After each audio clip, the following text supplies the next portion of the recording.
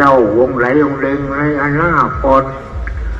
คอยกระทำบุญให้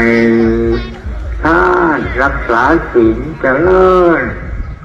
เมตตาภาวนาการท่านหลายรักษาศีลกสิได้เกิดเป็นเทวดาการเจริญเมตตาหลายๆกสิได้เกิดเป็นพรหมอยากเกิดเป็นมนุษย์เมื่อสิ้นสุดเกิดในเทวดาก็มี6 สันจะจูมตาวติงสายามานิมมาลดี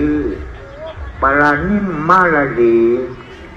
พุ่มก็มี10 สันออกมาแล้วเกิดถึงตกลงมากเกิดเป็นมนุษย์อีกขึ้นอายุก็คอยบำเพ็ญทานปารมีศีลปารมีเรคัมมะปัญญาวิริยะขันติสัจจะอุเบกขาคอยบำเพ็ญเพียรการทำบุญหลายก็คือได้ผลบุญคล้ายๆเฮาเฮ็ดให้เฮ็ดได้ล่ะกันหน้าหลาย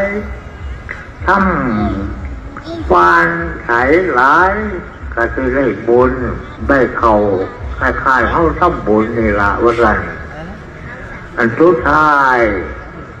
ก็บ่มีหยังหลายจักสิเอาหยังมาหลัว